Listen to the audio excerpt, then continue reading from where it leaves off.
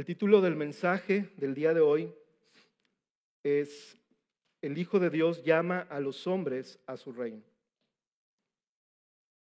Y el texto que el día de hoy vamos a estar viendo es el capítulo 5 de Lucas, del versículo 1 al versículo 32. Este es el 10º mensaje de esta serie y vamos a ver ahora en este pasaje cosas que el Señor va a revelar a los hombres. Él va a llamar hombres a su reino y va a haber diferentes reacciones, va a haber diferentes maneras de responder a ese llamado.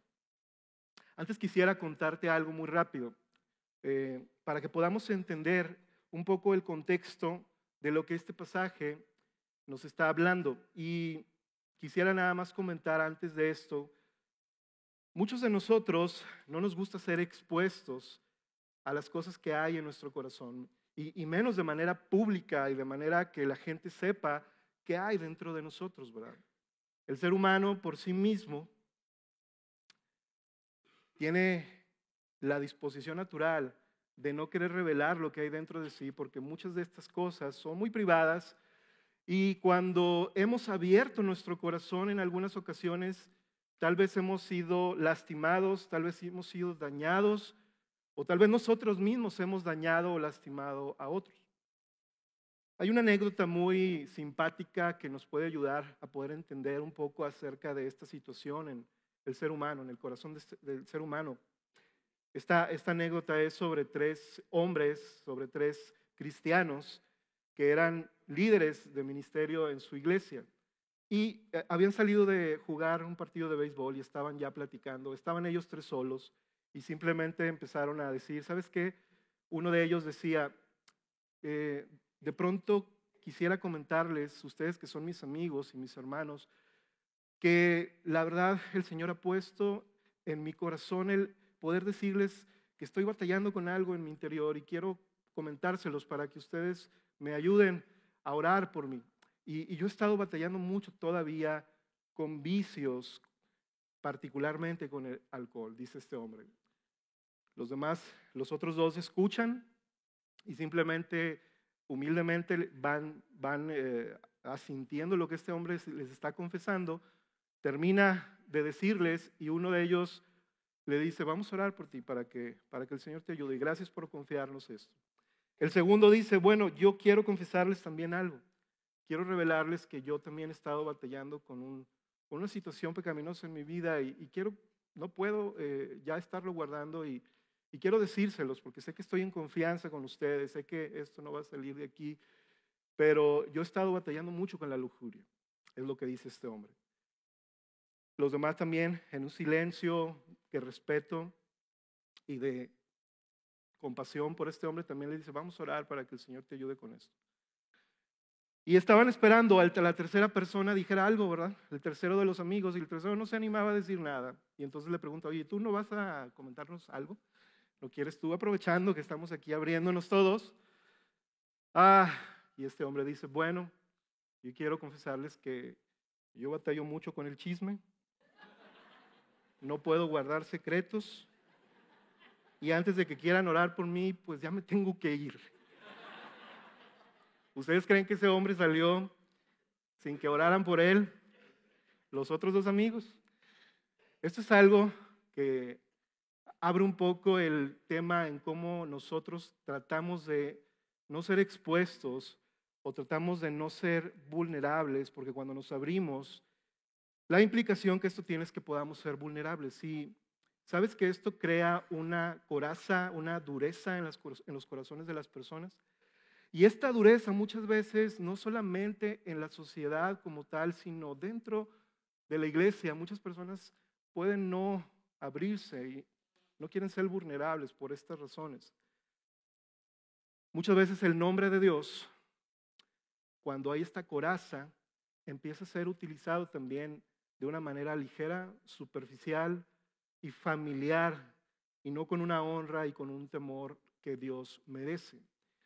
Algo así como lo que nos contaba el pastor Abelardo la semana pasada, que pasó con los judíos en el capítulo 4 con Jesús, que cuando lo oyeron abrir, que lo oyeron predicar y leer acerca del rollo del libro de Isaías, y decir que esa escritura se había cumplido en ese momento, estos judíos, en lugar de escuchar y considerar lo que Jesús estaba diciendo en ese momento, ellos fueron afectados por la dureza de su corazón al ver la familiaridad de Jesús y decir que este no es el hombre que es hijo de María y es hijo de José. Estaban implicando, como diciendo, ¿qué puede salir de diferente o de milagroso de una persona que conocemos, que sabemos quién es?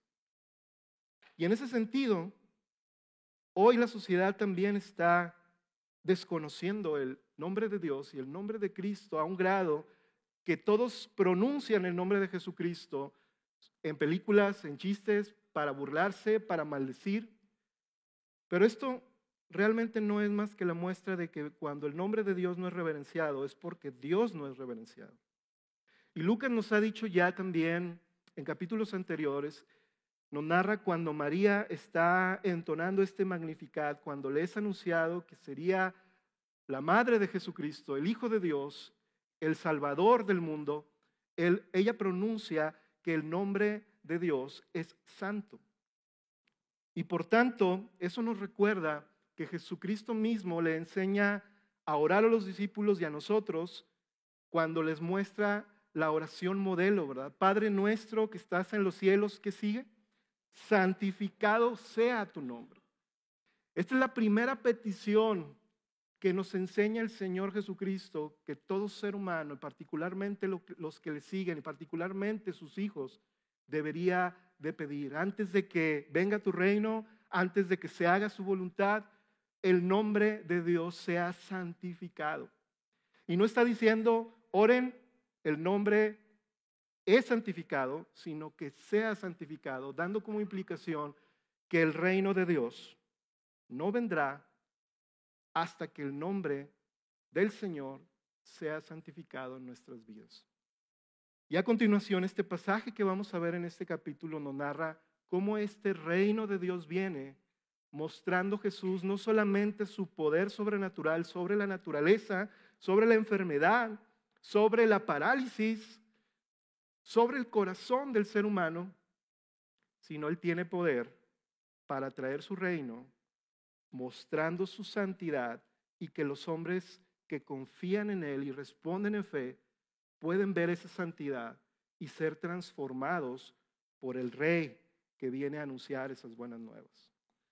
La semana pasada el pastor Abelardo citaba que Cristo leyó el rollo hasta donde dice que las buenas nuevas serían predicadas y que vendría el año de la salvación, hasta antes de pronunciar juicio, porque eso es precisamente la tarea que el Salvador viene a hacer y nosotros estamos en esa era. La era de la gracia continúa, la era del reino de Dios está presente. Y lo vamos a ver en este pasaje, en el pasaje del capítulo 5, versículo 1 al 32. Vamos a separarlo en 4 secciones. Yo te voy a pedir que tomes en cuenta estas 4 secciones, los vamos a leer de esta manera por separado. Y hay en cada una de estas secciones 4 puntos. Es decir, mejor dicho, hay en cada una de estas secciones un punto. Y el día de hoy vamos a ver en este mensaje, en general, en total, 4 cosas nada más. 4 formas en que Jesús, el Hijo de Dios, revela su santidad a los hombres y los llama a su reino. Y la primera manera, la primera forma, Jesús revela su santidad a los hombres al exponerlos a su real condición de miseria. Vamos a leer el capítulo 5 del versículo 1 al 11, por favor. Este es el famoso relato de la pesca milagrosa que llaman muchos, pero que vamos a ver que lo más milagroso de este pasaje no es la pesca como tal, sino es algo mayor y más glorioso en la vida de estos hombres. Versículo 1. Y aconteció que mientras la multitud se agolpaba sobre él para oír la palabra de Dios, estando Jesús junto al lago de Genezaret, vio 2 barcas que estaban a la orilla del lago. Pero los pescadores habían bajado de ellas y lavaban las redes. Subiendo a una de las barcas, que era de Simón, pidió que se separara de tierra un poco, y sentándose enseñaba a las multitudes desde la barca. Cuando terminó de hablar, dijo a Simón: ¿Qué fue lo que le dijo? Sal a la parte más profunda y echad vuestras redes para pescar. Respondiendo Simón dijo, Maestro, hemos estado trabajando toda la noche y no hemos pescado nada, pero porque tú lo pides echaré las redes. Y cuando lo hicieron, encerraron una gran cantidad de peces, de modo que sus redes se rompían. Entonces hicieron señas a sus compañeros que estaban en la otra barca para que vinieran a ayudarlos. Y vinieron y llenaron ambas barcas de tal manera que se hundían. Al ver esto, Simón Pedro cayó a los pies de Jesús diciendo, apártate de mí, Señor, pues soy hombre pecador. Porque el asombro se había apoderado de él y de todos sus compañeros por la redada de peces que habían hecho. Y lo mismo le sucedió también a Jacobo y a Juan, hijos de Zebedeo, que eran socios de Simón. Simón es Pedro. Y Jesús dijo a Simón, no temas, desde ahora serás pescador de hombres. Y después de traer las barcas a tierra, dejándolo todo, le siguieron. El escenario en este pasaje es Jesús apareciendo junto al lago de Genesaret, que no es más que el mar de Galilea con un nombre diferente por el cual también es conocido. De hecho, es más certero y más exacto llamarlo lago de Genesaret, dada la cantidad de aguas que reúne, es más bien la descripción adecuada llamarle lago de Genesaret, pero es también el famoso mar de Galilea. Y cerca de Capernaum es el lugar donde va a desarrollar Jesús la mayor parte de su ministerio. En ese lugar, con multitudes agolpadas, empujando a Jesús, llevándolo de alguna manera hasta ese lugar donde Simón y sus socios estaban terminando de pescar. La Biblia nos dice que esta no es la primera vez que Simón y sus socios se encontraban con Jesús. El Evangelio de Juan nos informa que Andrés, el hermano de Simón Pedro, ya había llevado delante de Jesús a Simón, diciéndole que habían encontrado el Mesías. Así que no era la primera vez, tampoco era la primera vez porque en el capítulo 4 vemos cómo Jesús mismo estaba sanando a la suegra de Simón Pedro. Así que este pescador, Simón Pedro y sus socios, no era la primera vez que veían y sabían quién era Jesús y sabían que estaba predicando, pero ellos estaban terminando su jornada como algunas veces, tal vez muchas veces, algunos de nosotros hemos terminado nuestras jornadas de trabajo. Cansados, sin pescar nada, guardando nuestras herramientas, esperando que el siguiente día de trabajo llegue para ver si podemos encontrar algo que pueda mejorar en nuestra vida. Y a lo lejos, Simón estaba observando a Jesús, este rabí moderno, revelador de cosas nuevas, y simplemente lo ve como enseña a las multitudes. Particularmente el trabajo de la pesca era un trabajo difícil y cansado. Era para hombres fuertes, hombres que cargaban redes y las tiraban en semicírculos de casi 30 metros de extensión por un espacio de tiempo prolongado por la noche, con poca visibilidad y repeticiones continuas. Simón había estado toda su jornada laboral haciendo esto y no había logrado nada. ¿Por qué en la noche? Porque es el mejor tiempo para pescar según los expertos. Y Pedro en la mañana, al mediodía casi, ya por irse, ya incluso parando sus barcas, secándolas junto con las redes, Jesús llega con ellos y le dice a Pedro, préstame tu barca, necesito tu barca. ¿Y cuál sería tu reacción al término de tu trabajo? Si no Jesús, ¿verdad? Vamos a suponer, no Jesús, un compañero de trabajo o tu jefe te diga, ya son las 6, ya terminó tu turno, pero espérame tantito, ¿no? ¿Les ha pasado alguna vez eso? Bien, ya me pasaba muchas veces en el trabajo que yo tenía anteriormente y yo decía, parece adrede que el Señor está usando esta situación y a mi jefe, pero daban las 7, 7:30, estaba a punto de ir, sonaba el teléfono y mi jefe estaba en otra ciudad y él me decía, vamos a tener un reporte y necesito que me des un reporte, y ese reporte duraba 1 hora, 1 hora y media. Bueno, no es algo que con mucha gratitud se reciba. Ponte en los zapatos de Simón. En este momento él está pasando por esa situación y permite a Jesús poder subir a su barca para seguir enseñando. Yo te pregunto en esta mañana, ¿acaso no Jesús puede caminar sobre el mar y poder hacerlo y impresionar a la gente si él así lo quisiera? Ya lo estaría por hacer en otra ocasión para sus discípulos, pero Jesús escoge hacerlo de esta manera con un propósito mayor. Jesús sabe que el asombro de la gente no cambia a sus corazones, como veíamos la semana pasada. El asombro de la gente por los milagros no cambia sus corazones y no les permite entrar al reino de Dios. Pero lo que sí cambia los corazones es lo que Jesús está a punto de hacer a continuación.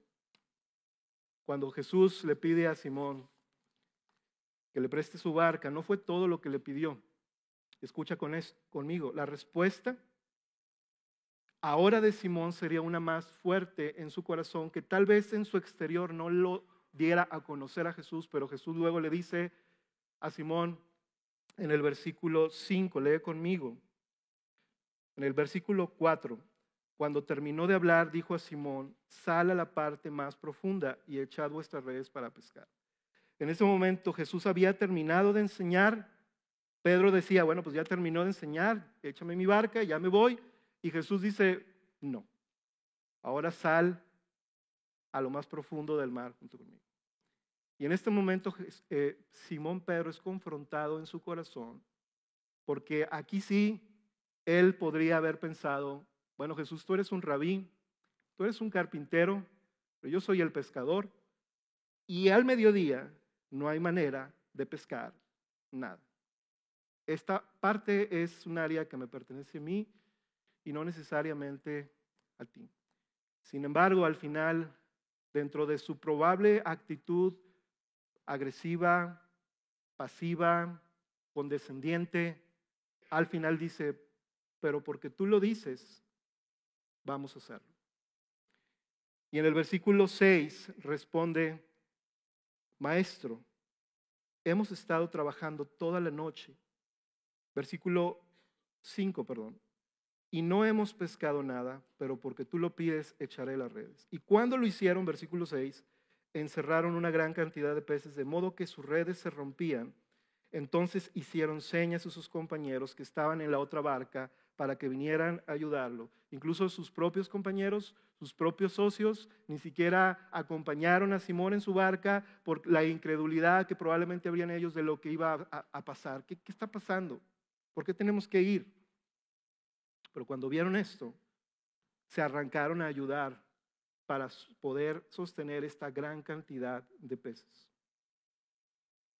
Al ver este milagro, las personas de lejos que pudieran haber quedado podrían haber contemplado la maravilla de un poder sobrenatural de Jesús. Pero en el versículo 7, yo quiero que tú me acompañes al versículo 7. El versículo 7 dice que vinieron entonces los compañeros, estaban en la otra barca para que vinieran a ayudarlos. Y entonces en el versículo 8, todos juntos al ver esto, primero Simón Pedro, ¿qué fue lo que hizo? Cayó a los pies de Jesús. En lugar de alegrarse, ¿verdad? Y decir, wow, qué gran pesca por fin tenemos para comer durante un mes tal vez, una semana tal vez. No había alegría en decir, bueno, vamos firmándole un contrato a Jesús. Jesús, te pedimos nada más 5 minutos de tu tiempo a la semana, a la quincena. Tú vienes, te presto la barca, tú enseñas. Esa no fue la reacción de Pedro.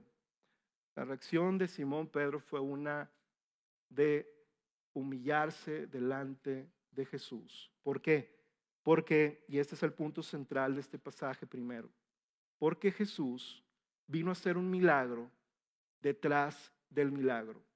Detrás de la pesca milagrosa, Jesús está comenzando a hacer el verdadero milagro y es mostrarle a un hombre su verdadera condición de pecado. Este es el verdadero milagro. El verdadero milagro de Jesús es poder penetrar en los corazones de los hombres y mostrarles y exponerles y revelarles quién realmente son y no lo que ellos piensan que son.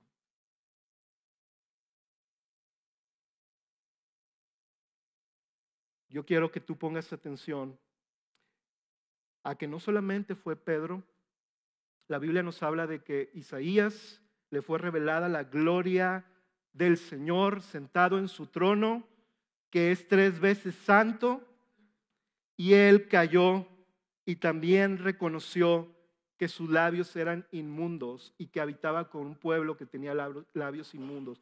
Y su expresión fue una muy conocida, muy profunda, un ay, que proféticamente es un reconocer que la mirada del Santo de Israel está sobre ti y que no tienes escapatoria, porque eres inmundo, porque es sucio.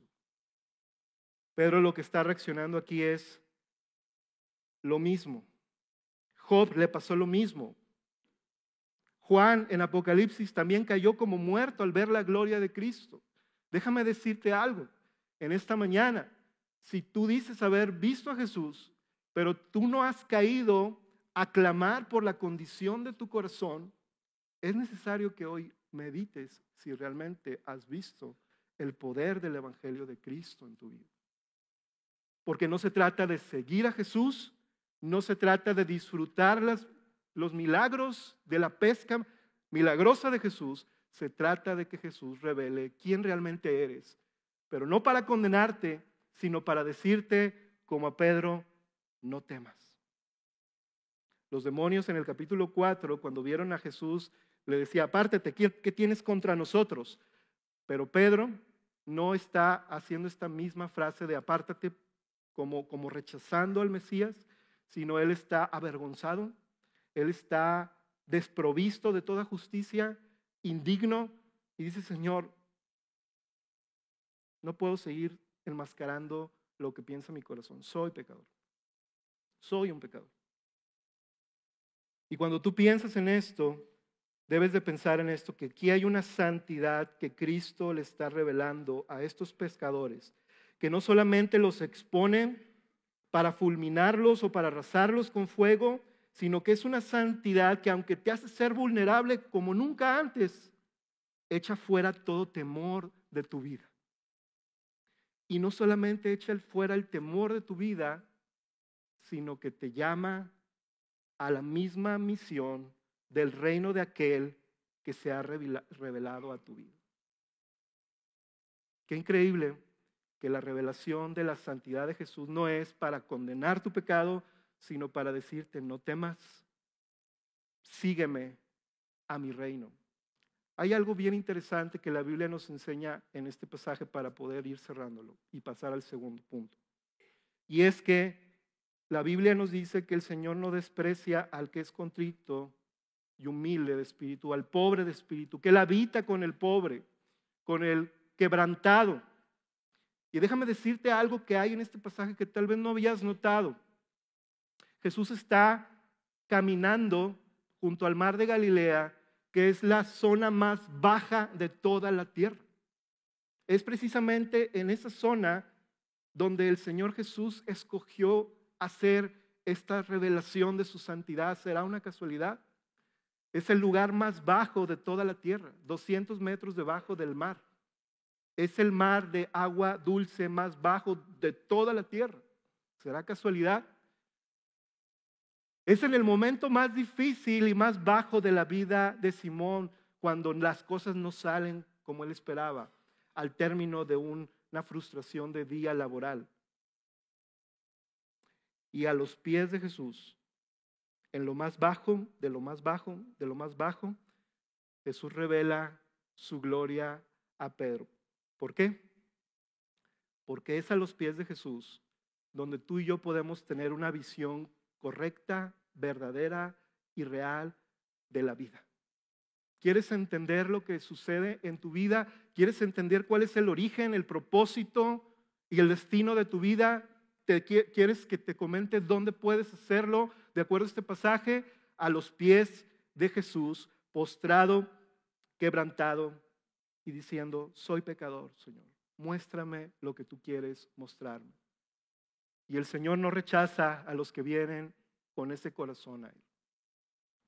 Y yo quiero que tú medites en tu casa, porque la tarea de esta semana no va a ser juntarte con los demás, ¿verdad? Pero que medites en tu casa en esta verdad. Jesús no rechaza a aquel que viene con esta disposición. Y dos aplicaciones para pasar al segundo punto es que el problema real de las personas no está fuera de las personas, está dentro de las personas. Y en su más baja condición, si claman a Él con fe y no minimizan ni justifican su pecado o culpan a los demás de su situación, Jesús puede salvarlos. Y en ese sentido, también otra aplicación es que nuestro principal problema en la vida no son nuestras frustraciones del día con día, sino es vivir ajeno a la presencia de Dios por causa del pecado. Yo quiero que vayas conmigo al punto número 2 para pasar al siguiente pasaje, y es: Jesús revela su santidad a los hombres al acercarse a ellos y limpiarlos de toda inmundicia, como el pasaje que vamos a leer del leproso. Es un pasaje corto, pero creo que es el pasaje de los 4 que más me ha hecho pensar en esta semana al preparar este mensaje. Versículo 12 en adelante, del 12 al 16, lee conmigo. Y aconteció que estando Jesús en una de las ciudades, he aquí, había ahí un hombre lleno de lepra. Y cuando vio a Jesús, cayó sobre su rostro y le rogó, diciendo: Señor, si quieres, puedes limpiarme. Extendiendo Jesús la mano, lo tocó diciendo: quiero, sé limpio. Y al instante la lepra lo dejó. Y él le mandó que no se lo dijera a nadie. Interesante, ¿verdad? Jesús le manda a este leproso decir: no se lo digas a nadie, y se lo cuenta a todos. Hoy, después de que Jesucristo ha resucitado, nos dice: cuéntenselo a todos, y no se lo decimos a muchos, ¿verdad? Contrariedades de la vida. Y le dice: pero anda, le dijo, muéstrate al sacerdote y da una ofrenda por tu purificación según lo ordenó Moisés, para que le sirva de testimonio. Y su fama se difundía cada vez más, y grandes multitudes se congregaban para oírle y ser sanadas de sus enfermedades, pero con frecuencia él se retiraba a lugares solitarios y oraba. Aquí Lucas nos está describiendo a un hombre en una ciudad de Galilea, probablemente rondando a las afueras de la ciudad, lleno de lepra, y no solamente que tenía lepra. Lucas nos está diciendo, que es médico, por cierto, con un diagnóstico adecuado, que este hombre estaba lleno de lepra. Es decir, este hombre tenía tiempo con esta enfermedad, si probablemente no años, tal vez décadas. Y cuando una persona tiene esta enfermedad, ustedes saben que con el paso de los años va teniendo partes de su cuerpo que son expuestas, que se van pudriendo, que se van modificando, partes sensibles, extremidades, incluso se van deformando. Y no nada más esto, ¿verdad? Este hombre estaba enfermo físicamente, pero también había daño mental o daño emocional por tener tanto tiempo aislado de su casa. Lee conmigo Levítico capítulo 13, versículo 45 al 46, lo que dice acerca de cuando un leproso tenía una infección como estas, lo que tenía que vivir, lo que tenía que pasar. En cuanto al leproso, dice el versículo 45 del capítulo 13 de Levítico: en cuanto al leproso que tenga la infección, sus vestidos estarán rasgados, el cabello de su cabeza estará descubierto, se cubrirá el bozo y gritará: inmundo, inmundo, y permanecerá inmundo todos los días que tenga la infección. Es inmundo, vivirá solo, su morada estará fuera del campamento. Y por si fuera poco, los judíos agregaban algunos otros mandamientos de hombres a lo que la ley del Antiguo Testamento revelaba.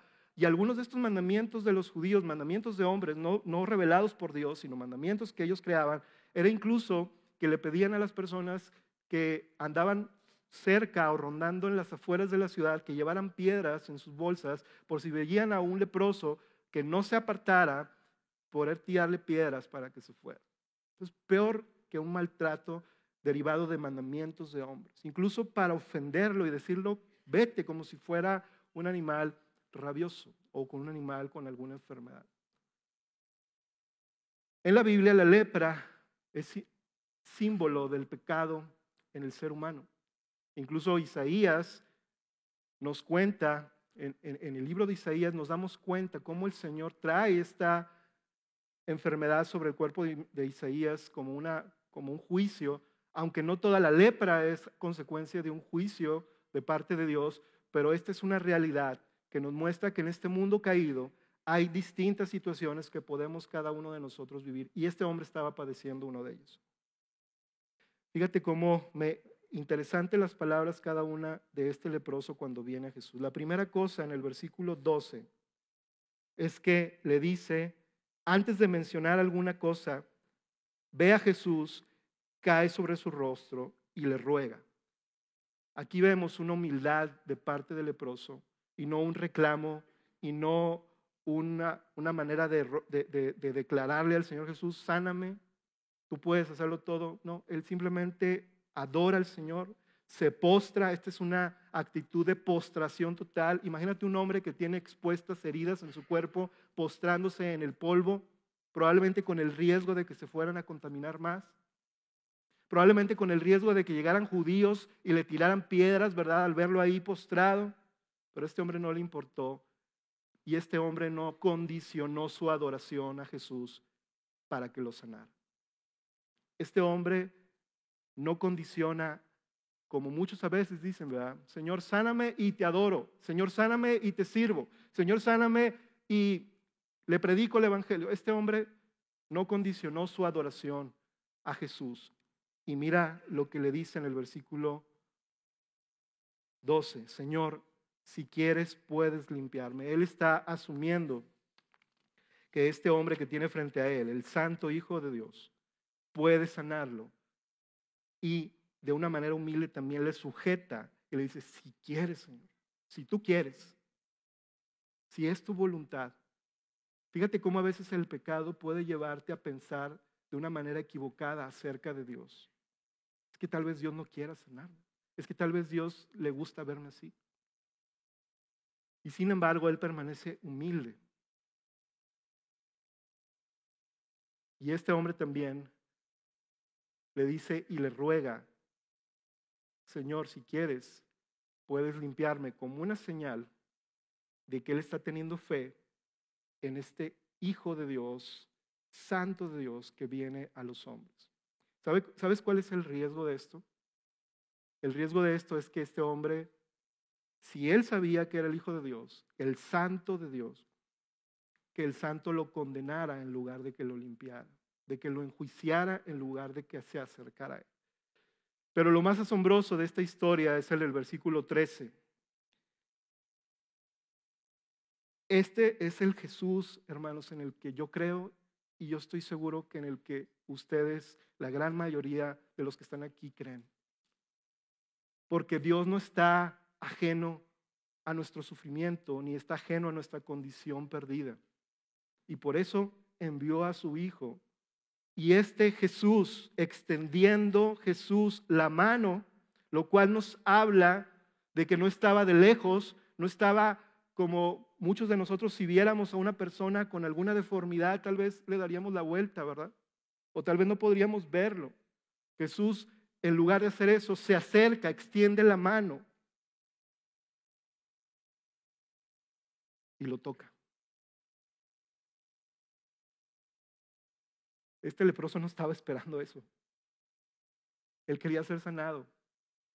Y él sabía que lo menos que podía esperar del Santo Hijo de Dios era que lo tocara. Un hombre que tenía años, décadas quizá, sin recibir ningún toque, ningún abrazo, extrañando en su mente, si era casado, el acercamiento con su esposa, el abrazo de sus hijos, de sus hijas, al llevarlos a la escuela, al verlos que festejaran en algún momento especial. Y este hombre es tocado por Jesús. Los judíos y los discípulos estaban en shock al ver a Jesús haciendo esto, porque decían, se va a contaminar. El Hijo de Dios no puede ser contaminado por nuestros pecados, porque su gracia y su poder salvadora es superior a tu pecado, a mi pecado y a cualquier pecado de cualquier ser humano. Y Él, a diferencia de los sacerdotes del Antiguo Testamento que tenían que ser purificados de sus propios pecados, Él no necesitaba ser purificado de ningún pecado porque es el Hijo de Dios, el sacerdote que viene de otra orden, según la Biblia dice, del orden de Melquisedec, que no es un sacerdocio de hombres, sino un sacerdocio que viene del mismo cielo. Y le toca, y le abraza, y le limpia.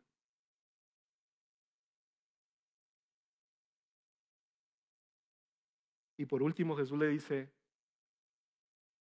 ¿sabes qué? No sé cómo se llamaría este hombre, ¿verdad?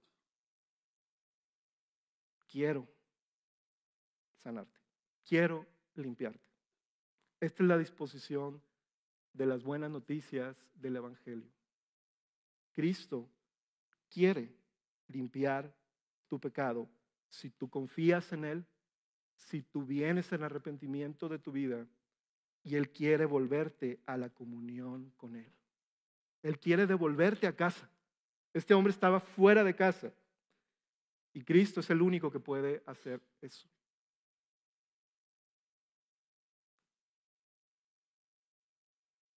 Levítico capítulo 14, versículo 12 al 14. Jesús le manda ir con el sacerdote y ofrecer una ofrenda por su purificación. ¿Qué tiene que ver eso? Bueno, déjame decirte rápidamente lo que tiene que ver y es respecto a lo que dice Levítico 14, versículos 12 al 14. Que cuando el sacerdote tomara uno de los corderos y lo trajera como ofrenda por la culpa, con el hoc del aceite y los presentara como ofrenda mecida delante del Señor, enseguida degollará el cordero en el lugar donde degüellan la ofrenda por el pecado y el holocausto, en el lugar del santuario, porque la ofrenda por la culpa, lo mismo que la ofrenda por el pecado, pertenece al sacerdote, es cosa santísima. Entonces el sacerdote tomará de la sangre de la ofrenda por la culpa y la pondrá el sacerdote, fíjate interesante esto, sobre el lóbulo de la oreja derecha, del que ha de ser purificado, sobre el pulgar de su mano derecha y sobre el pulgar de su pie derecho. La sangre rociada en el lóbulo de la oreja simboliza que ahora puede escuchar y responder a la voz de Dios. La sangre rociada en el pulgar de su mano derecha simboliza que ahora es llamado a usar sus manos para servir al Señor. Y el pulgar de su pie derecho simboliza que ahora es llamado a caminar y seguir al Señor en sus caminos. Así que este hombre no solamente recibe la limpieza de su enfermedad física, recibe la limpieza de su enfermedad interior en el corazón. Y no solamente eso, sino que también es llamado a su reino para que pueda escuchar al Señor, para que pueda servir al Señor con sus manos y pueda caminar en sus caminos para siempre. ¿Es una buena noticia? Es una buena noticia para ti que tú lo estás escuchando porque esto también es una noticia que tú tienes que escuchar. No pienses que esto es nada más para los que nos visitan y que aún no ponen su fe en Cristo. Esto es para nosotros, los que decimos y confiamos en Jesús como nuestro Salvador, que recordemos la disposición del Salvador al cual nosotros le cantamos y le adoramos respecto a tus luchas diarias y respecto a tus problemas diarios. Esta es la disposición de nuestro Salvador. Y por último, en este pasaje nos llama la atención en el versículo 16 lo que dice Jesús, lo que dice Lucas acerca de Jesús, que con frecuencia él se retiraba a lugares solitarios y oraba. Tenía Jesús una fila de personas esperando un milagro y parece que no era aparentemente tan bueno Jesús porque de repente los dejaba ahí y se iba y se retiraba a orar. Porque para Jesús, el soberano de todas las cosas, y para nosotros, Él nos modela y nos enseña que lo más importante no es lo que tú haces, lo que tú sirves, sino es tu comunión con el Padre, por medio de que Cristo ahora tú puedes tener y disfrutar para siempre. Eres de las personas que tal vez se preocupa qué tanto haces en el día, qué tanto ocupado, qué tanto efectividad hay en el ministerio. Jesús nos dice, ¿dónde está el secreto del llamado de Dios? En la comunión a solas con Él. Primera de Corintios, no busquen ese pasaje, quiero nada más mencionárselo. Primera de Corintios 1:9 dice Pablo, fiel es Dios por medio de quien fuisteis llamados a la comunión con su Hijo Jesucristo, Señor nuestro. No solamente se trata de limpiar nuestros pecados, de hacer algo, de una obra que nos sane, se trata de volvernos a la comunión con Dios, de la cual antes de Cristo no disfrutábamos. No te preocupes lo que está pasando en tu vida si tu comunión con el Señor es como la que Cristo nos está enseñando en este pasaje. Pero cuando tú te afanas, cuando tú te preocupas por hacer cosas y hacer que los demás también se ocupen en otras cosas y descuiden su comunión con Dios, eso realmente es el problema. Vamos a nuestro tercer punto, que es el tercer pasaje. Y el tercer punto es, Jesús revela su santidad a los hombres al mostrar su autoridad para perdonarles todos sus pecados.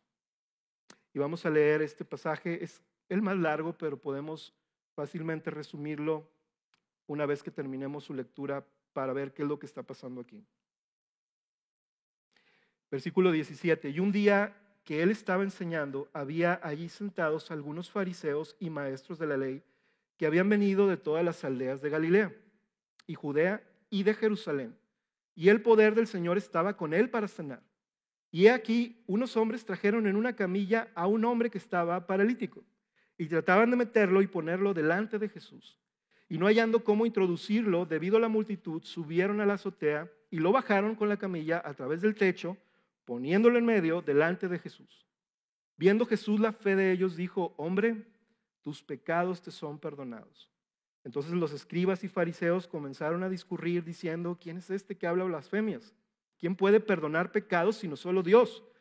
Conociendo Jesús sus pensamientos, respondió y les dijo, ¿por qué discurrís en vuestros corazones? ¿Qué es más fácil decir, tus pecados te son perdonados? O decir, levántate y anda. Pues para que sepáis que el Hijo del Hombre tiene autoridad en la tierra para perdonar pecados, dijo al paralítico, a ti te digo, levántate, toma tu camilla y vete a tu casa.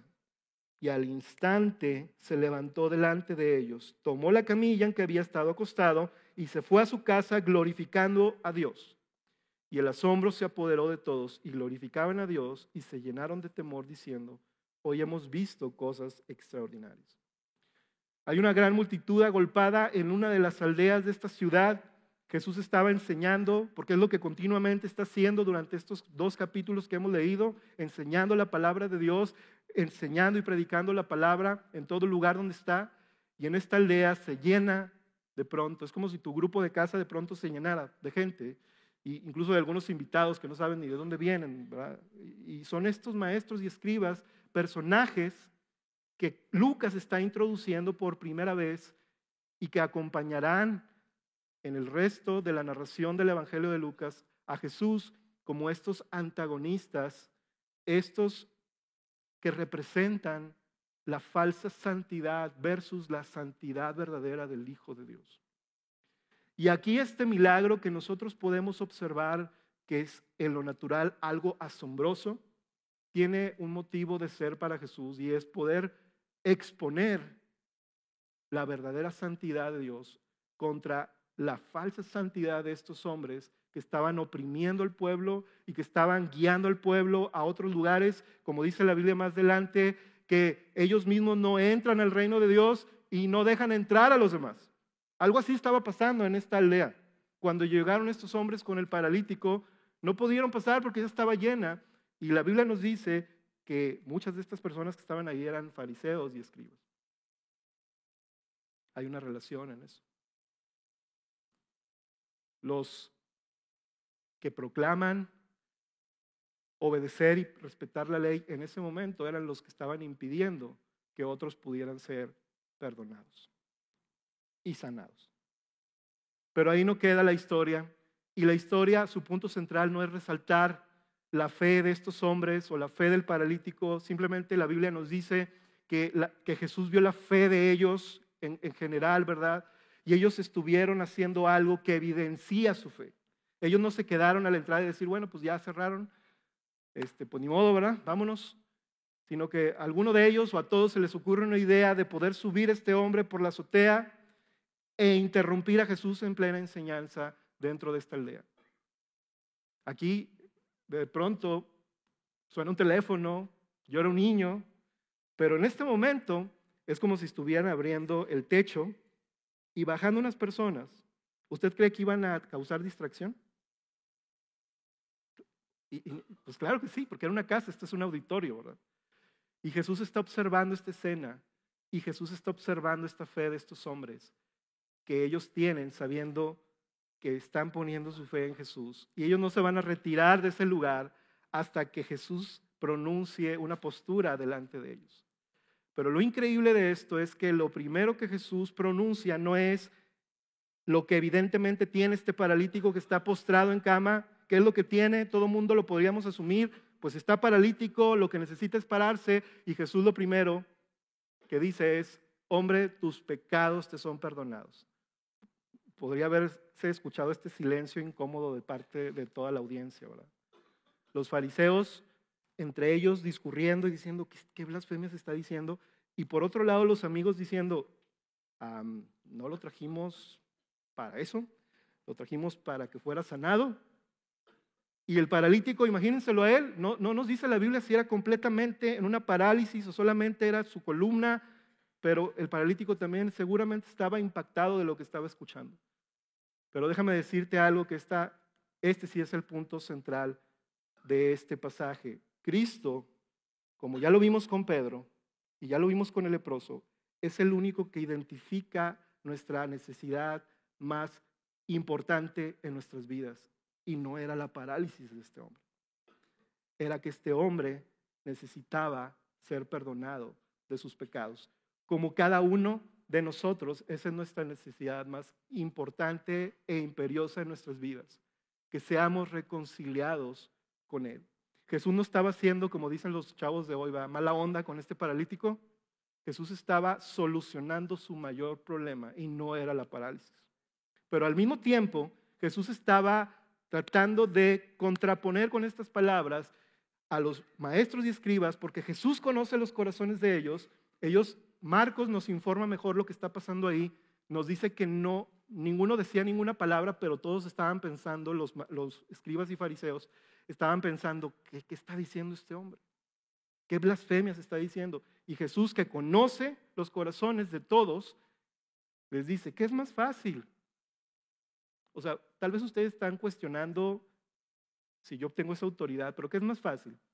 ¿Que yo le diga a este hombre que sus pecados son perdonados o le diga que se levanta y que se vaya a su casa? La implicación de la respuesta es muy sencilla. Y Jesús les contesta, sin ellos haber pronunciado ni siquiera una palabra, pero conoce sus corazones, les dice, para que vean que el Hijo del Hombre tiene autoridad para poder perdonar pecados. Le dice a este hombre, levántate, toma tu camilla y vete a tu casa. Esto es lo que sucede con la historia de este paralítico.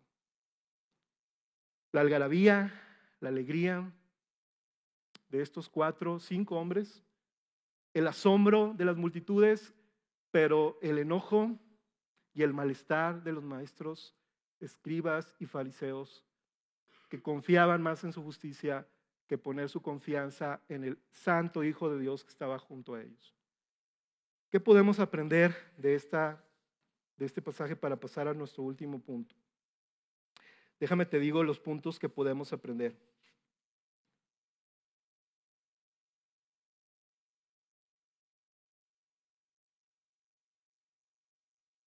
Nosotros no confiamos en los métodos, ni debemos de confiar en los esfuerzos que como iglesia hacemos para salvar o como individuos, hijos de Dios, hacemos para salvar, sino que ponemos nuestra confianza en la gracia soberana de aquel que salva las almas y sana a los que están paralizados por su pecado. ¿Quiénes son realmente los paralíticos aquí? Porque este hombre que estaba paralítico llegó hasta Jesús, fue sanado, perdonado de sus pecados y se levanta caminando con su cama y se retira de ahí. ¿Quiénes son los paralíticos realmente? Los que están ahí parados, juzgando, criticando a Jesús, no dejando que pasen los que necesitan y confían a Jesús y se contraponen a Jesús. ¿Quiénes son los paralíticos? ¿Cómo estamos viviendo nuestras vidas para el Señor? ¿Cómo servimos al Señor, hermanos? ¿Estamos sirviendo al paralítico o estamos interponiéndonos para que los paralíticos vengan y sean perdonados de sus pecados? ¿Cómo servimos en nuestro ministerio? ¿Cómo servimos a nuestros hijos? ¿Cómo servimos a nuestra esposa? ¿Cómo servimos a nuestros compañeros de trabajo? ¿Qué es lo que sale de nuestra boca? ¿Qué es lo que sale de nuestras manos para poner cosas en las redes sociales? ¿Salen cosas que conducen a la gente a Jesús, que dejan pasar a Jesús a la gente que lo necesita? ¿O es simplemente crítica? ¿O es simplemente cuestionamientos? ¿O es simplemente decir, esto está mal, esto yo no estoy de acuerdo? Esta pregunta yo me la hago a mí mismo. A mí me gusta postear cosas, a mí me gusta platicar cosas. Y a veces el Señor me dice, ¿estás más a favor de mi reino que en contra de lo que se opone a mi reino? Y Jesús nos ha llamado a proclamar las buenas nuevas, que es el perdón de pecados para todos aquellos que confían en Él y se arrepienten de sus pecados. Último y cuarto punto, Jesús revela su santidad a los hombres al transformar su corazón para atesorarle y seguirle sin reservas. Versículo 27 al 32 para finalizar. Acompáñeme a leerlo. Dice el versículo 27. Después de esto, Jesús salió y se fijó en un recaudador de impuestos llamado Leví, sentado en la oficina de los tributos, y le dijo, sígueme. Y él, dejándolo todo, se levantó y le seguía. Y Leví le ofreció un gran banquete en su casa, y había un grupo grande de recaudadores de impuestos y de otros que estaban sentados a la mesa con ellos. Y los fariseos, otra vez, nuevamente, en la escena, ya no van a dejar de aparecer en la mayoría de las narraciones de Lucas, se quejaban en los discípulos de Jesús. Fíjense cómo no se quejaban con Jesús, sino que iban con los discípulos, ¿verdad? Diciendo, ¿por qué coméis y bebéis con los recaudadores de impuestos y con los pecadores? O sea, ellos no creían que eran pecadores. Respondiendo Jesús les dijo, los sanos no tienen necesidad de médico, sino los que están enfermos. No he venido a llamar a justos, sino a pecadores al arrepentimiento. Si había una categoría de personajes en la historia del momento del primer siglo del pueblo de Israel, que eran los menos pensados para que pudieran ser llamados a seguir a Jesús y convertirse en sus discípulos, eran precisamente los recaudadores de impuestos. Personas que no solamente eran conocidas y distinguidas por su capacidad de extorsionar y de corromperse, sino también personas que los propios judíos, en el Talmud de los judíos, estas reglas y mandamientos que los judíos también tenían, los clasificaban a ellos en la misma categoría de los más pecadores. O sea, tú eres un recaudador de impuestos, no me importa cómo seas, si he cruzado una palabra contigo, tú eres un pecador. Eso era lo que pensaban los escribas y fariseos cuando categorizaban a las personas. Por eso se atreven a decir, ¿está Jesús comiendo con los pecadores? Pero Jesús les dice, hey, todos somos pecadores. Hay unos que se creen que están sanos. A esos no he venido. A los que confían en sí mismos. A los que confían en sus propias obras. A los que tienen una mejor solución. A los que creen que solamente es un mejoramiento de su comportamiento lo que necesitan. A los que creen que solamente una asesoría, una capacitación es más que suficiente. A esos no he venido. He venido a sanar, como médico que soy, médico del cielo, a los pecadores, a los que reconocen su condición. A veces esto es bien difícil de comunicar, hermanos, pero cuando nosotros estamos, por ejemplo, platicando consejería, cuestiones pastorales, el principal problema es los dos efectos que el pecado ocasiona en nuestro corazón. El primero, que la gente no reconoce o no reconocemos que las cosas que suceden en nuestro matrimonio, en nuestra paternidad, en nuestras relaciones laborales, tienen que ver no con lo que está afuera, tiene que ver con nuestro pecado. Y la otra cosa que ocasiona el pecado también es que al otro polo lleva a las personas a pensar, es que soy tan pecador, no hay solución para mí. Así soy, ya estoy en esto. Nadie me puede cambiar. Ese es el otro engaño del pecado.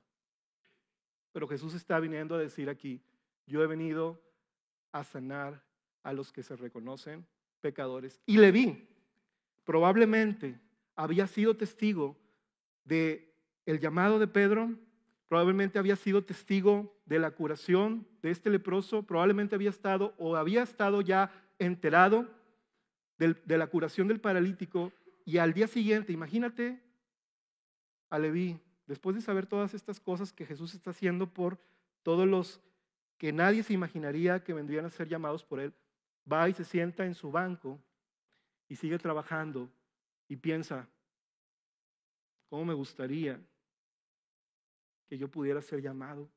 ¿O cómo me gustaría que yo pudiera ser perdonado? Pero soy un pecador. Todo el mundo dice que soy un pecador. Yo me sé pecador. Yo sé que soy pecador. Y en ese momento va cruzando Jesús, fija su mirada en él, dice el versículo 27, lo cual nos habla de que Jesús y su penetrante y amorosa mirada pone sus ojos en Leví. Y Leví no puede resistirse a poner atención a las palabras de Jesús, y Jesús dice, Leví, sígueme. ¿Y qué hizo Leví? Le vino a la mente probablemente cosas que él ya sabía de Jesús y dijo, yo necesito a este Jesús. Y lo dejó todo y lo siguió. No importa el costo, no importa el sacrificio. A diferencia de Pedro y los pescadores que podían tal vez, si algo salía mal, volver al trabajo de la pesca, este hombre, si dejaba su lugar en la recaudación de impuestos, no iba a poder volver a tomarlo tan fácil. Este es el costo. Y además, su gozo esto fue tan grande que hizo un banquete con sus compañeros para mostrarles la gloria, la bondad y el tesoro que es Jesús para su vida. ¿Es Jesús un tesoro para tu vida hoy? Que tú quieras seguir al precio que cueste. Si tú estás aquí por primera vez, ¿es este Jesús la clase de Dios que tú quisieras rendir tu vida para seguirlo para siempre? Y a los que tienen ya su fe en Cristo, ¿es este el Jesús al cual tú en algún momento confiaste en Él y aún lo sigues a cualquier costo? ¿O ya el costo es demasiado pesado para seguirlo de esta manera? Dios nos ha dado un nuevo corazón para responder en fe al llamado de Jesús para seguirlo. Y déjame decirte algo para poder pasar a la conclusión. Cristo, como Leví, lo dejó todo por su iglesia. No consideró el ser igual a Dios como cosa que aferrarse, sino que se despojó a sí mismo para seguir la voluntad de su Padre y hacerse semejante a los hombres y venir a este mundo humillándose a sí mismo, haciéndose obediente hasta la muerte. ¿Y qué crees? Que el Señor lo exaltó hasta lo sumo y ahora Él está preparando un gran banquete como Leví preparó un banquete para sus compañeros recaudadores de impuestos. Ahora Jesús está preparando un gran banquete para todos aquellos que han puesto su fe en Él y que han dado la espalda a su vida pasada, como escuchábamos ahorita en los testimonios de los bautismos. Impresionante no poder ser conmovidos, no poder ser llevados a la gloria de Jesús cuando vemos cómo Jesús obra en la gente. No hay buenos y malos, no hay justos ni injustos, solamente hay malos y un Salvador. Solamente hay enfermos y un médico todopoderoso, y solamente hay injustos y un solo perfecto, santo, justo Dios, y su nombre es Jesús. Quiero pedirte que medites en esto, mientras le pido al grupo de alabanza que pase, por favor.